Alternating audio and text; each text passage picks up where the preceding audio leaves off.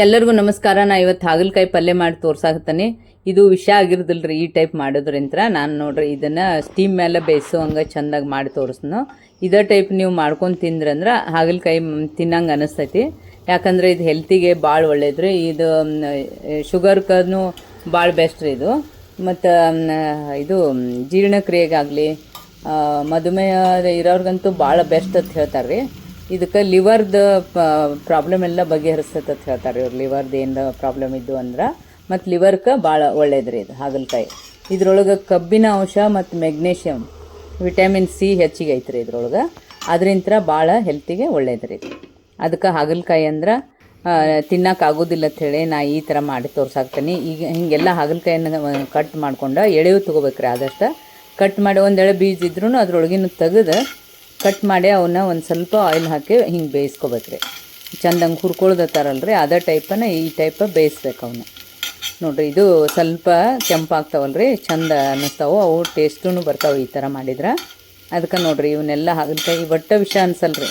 ಇವನ್ನ ಒಂದು ಪಲ್ಯ ಜೊತೆ ಬೇರೆ ಪಲ್ಯ ಜೊತೆನೂ ಇದನ್ನು ಹಚ್ಕೊಂಡು ತಿಂದ್ರೆ ನಾವು ಎಷ್ಟು ತಿಂದಿವೋ ಗೊತ್ತಾಗೋದಿಲ್ಲ. ಯಾಕಂದ್ರೆ ಇದು ಹೆಲ್ತಿಗೆ ಒಳ್ಳೇದಲ್ರಿ. ಸ್ವಲ್ಪ ಜಾಸ್ತಿನೇ ಹೋಗ್ಬೇಕು ಹೊಟ್ಟೆ ಆಗತ್ತೇಳಿ ಒಂದೊಂದು ತಿನ್ನೋಕ್ಕಿಂತನೂ ಒಂದು 4-5 ತಿಂತೀವ್ರಿ, ಅಷ್ಟು ಟೇಸ್ಟ್ ಬರ್ತೈತಿ ಇದಕ್ಕೆ ನೋಡಿರಿ. ಒಂದು ಸ್ವಲ್ಪ ನಾನು ಕಡಲೆ ಹಿಟ್ಟನ್ನು ಹಾಕ್ಕೊಳಕ್ತಾನೆ. ಇಷ್ಟ ಕಡಲೆ ಹಿಟ್ಟು ಹಾಕೋದ್ರಿಂತ ಅದು ಭಾಳ ಅಂದ್ರೆ ಭಾಳ ಬೆಸ್ಟ್ ಟೇಸ್ಟ್ ಬರ್ತಾವ್ರಿ. ಮತ್ತು ಅದು ಈಗ ನೋಡಿರಿ ಕಡಲೆ ಹಿಟ್ಟು ಹುರಿದಂಗೆ ಆಗ್ತೈತಲ್ರಿ. ಇದ್ರದ್ದು ಭಾಳ ಚಂದ ಒಂದು ಇದ್ರದ್ದು ಗಮ್ ಅಂತೈತೆ ರೀ. ಇದು ಅಷ್ಟು ಚಂದ ಬರ್ತೈತಿ. ಮತ್ತು ಈರುಳ್ಳಿನೂ ಹಾಕ್ಕೊಳಕ್ತಾನೆ ರೀ. ಅದಕ್ಕೆ ಇವು ಆಯಿಲ್ ಸ್ವಲ್ಪ ಹಾಕೋತ ಅದನ್ನ ಇದನ್ನು ಮಾಡ್ಕೋಬೇಕ್ರಿ, ಫ್ರೈ ಮಾಡ್ಕೋಬೇಕು. ಅಂದ್ರೆ ಅದು ಭಾಳ ಬೆಸ್ಟ್ ಆಗುತ್ತೆ ರೀ. ಈಗ ನೋಡಿರಿ ಇದನ್ನೆಲ್ಲ ಮಾಡ್ಕೊಂಡು ಈರುಳ್ಳಿ ಹಾಕ್ಕೊಂಡೇ ಆಮೇಲೆ ಒಂದಿಷ್ಟು ಅರ್ಶಿಣ ಪುಡಿನೂ ಇದಕ್ಕೆ ಹಾಕ್ಕೊಳಕ್ತಾನೆ ರೀ.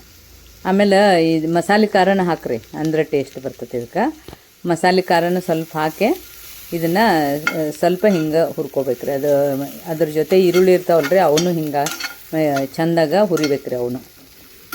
ಈಗ ಇವನ್ನೆಲ್ಲ ಹುರ್ಕೊಂಡು ಖಾರ, ಉಪ್ಪು, ಸ್ವಲ್ಪ ಎಲ್ಲ ಕೊತ್ತಂಬರಿ ಸೊಪ್ಪು ಎಲ್ಲ ಹಾಕೋಬೇಕ್ರಿ. ಇದಕ್ಕೆ ಹಾಕ್ಕೊಂಡು ಸ್ವಲ್ಪ ಬೆಚ್ಚಗೆ ಮಾಡ್ಕೋತ ಬಂದು ಅವನ್ನ ಹುರ್ಕೋತ ಬರ್ಬೇಕ್ರಿ ಸಣ್ಣಗೆ. ಉಪ್ಪನ್ನು ಹಾಕೋರಿ, ಖಾರ ಹಾಕೋರಿ, ಅರ್ಶಿಣ ಪುಡಿ, ಖಾರ, ಉಪ್ಪು ಇವನ್ನೆಲ್ಲ ಹಾಕ್ಕೊಂಡು ನಿಮಗೆ ಎಷ್ಟು ಟೇಸ್ಟ್ ಬೇಕು ಅಷ್ಟು ಖಾರ ಹಾಕೋರಿ.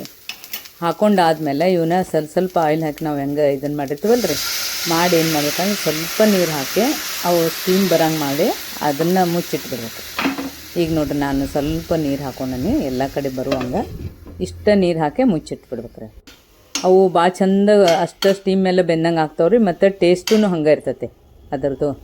ಭಾಳಷ್ಟು ಕುದಿಸೋದ್ರಿಂತ ಟೇಸ್ಟು ಬರೋಲ್ಲ. ಇದು ಕುದ್ದಿರ್ತಾವ್ರಿ ಇವು ಸ್ಟೀಮ್ ಮೇಲೆ ಬೆಂದಿರ್ತಾವಲ್ರಿ, ಭಾಳ ಟೇಸ್ಟ್ ಬರ್ತೈತೆ. ಈಗ ನೋಡಿರಿ ಫಸ್ಟ್ ಕ್ಲಾಸಾಗಿ ಹಾಗಲಕಾಯಿ ಪಲ್ಯ ರೆಡಿ ಆಗೈತಿ. ಈ ಥರ ನೀವು ಏನಾರ ಹಾಗಲಕಾಯಿ ಮಾಡ್ಕೊಂಡು ತಿಂದ್ರಿ ಅಂದ್ರೆ ಸ್ವಲ್ಪ ಜಾಸ್ತಿನೇ ಊಟ ಹೋಗ್ತೈತಿ. ಅಷ್ಟು ಟೇಸ್ಟ್ ಆಗಿರ್ತೈತಿ, ಭಾರಿ ಆಗಿರ್ತೈತೆ ರೀ.